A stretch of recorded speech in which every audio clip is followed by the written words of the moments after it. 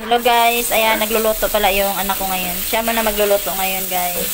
Kasi masakit yung katawan. After sa lakaran kahapon. O ayan, nagisa na siya sa bawang, luya, at tanglad. Pinagsabay-sabay na niya pagluto. O yan, tira na yung tanglad. Nagkagulo na. Pinagsabay-sabay na niya. Pang tamaran style to yung pagluto niya ng tinulang manok. Ayan. Titingnan natin kung ano maging resulta. At saka pa siyempre, tikman natin kung anong lasa nito pagkatapos niya magluto. Ayan, hinalo-halo lang niya. Ayan, sayaw-sayaw ka rin. O, nahiya na siya. Kanina sumasayaw habang naghalo-halo. Saan ka pa?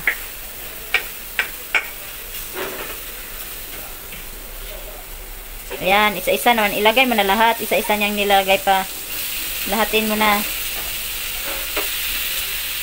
Naghugas ka bang kamay? O, diba? May galit ata yan. Ayan na guys, yung tinulang manok natin. Ang sarap din mag-tinula kasi parang makulimlim yung panahon. Para may sabaw.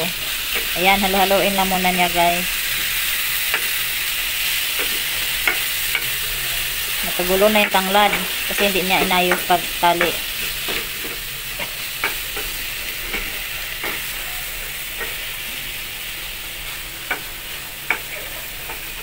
Natatawa siya sa sarili niya.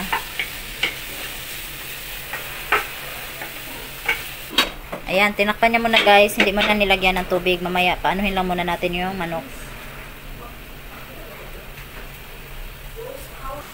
Ayan guys, okay na daw. Ayan, tinignan niya ulit kung mag-add na ba daw ng tubig. O, mag-add na ba ng tubig? Ayan, kukuha naman siya dito ng tubig.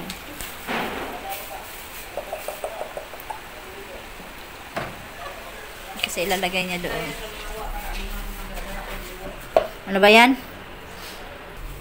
Ayan na guys, nilagyan na niya ng tubig. O, lagpas na sa ano. Aapaw na yan mamaya. Dinamihan daw niya para hihigop daw siya ng sabaw. Kasi favorite niya yung may sabaw na ulam.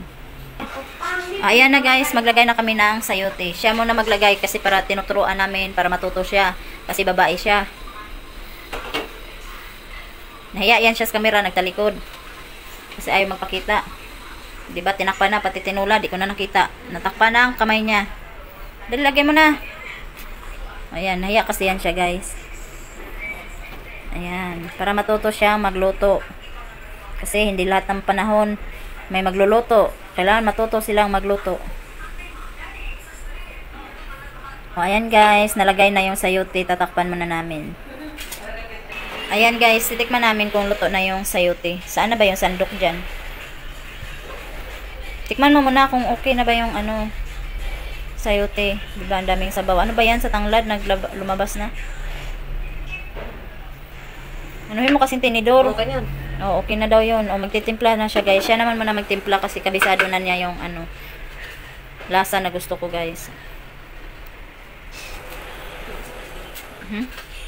Baka naman ano na tayo. Huwag mo masyadong damihan. Kunin mo yung malaki na sandok po ito. O, yun.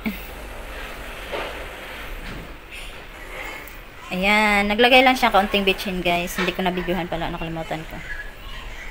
Pero unti lang. Yun kasi nakasanayan namin bitchin. Pero unti lang naman. Hindi kami gumamit ng mga pork cubes. Mga ganon. At magic sarap. Kasi nakasanayan namin asin at bitchin sa probinsya. Kaya nadadala pa rin namin dito. Ayan guys, sinakpan na namin ulit. Natimplahan na yan siya. Antayin na natin kumulo. Yung kulong-kulo siya. Bago natin lagay yung malunggay. Ayan guys, kulong-kulo na yung tinulang manok natin. Ngayon ilagay na niya yung dahon ng malunggay. Ayan. Malapit na tayong kumain.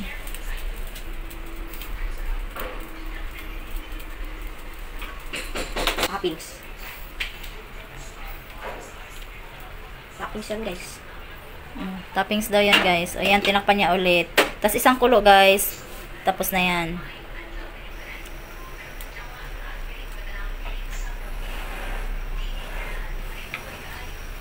O, ayan guys. Tapos na yung ating tinulang manok. O, pinatay na rin niya yung apoy. O, diba? Maingay yung kapitbahay namin guys. Pasensya na kasi may nagpagawa.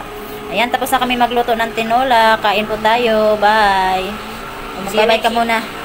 O, ayan. Yan yung chip cook namin ngayon.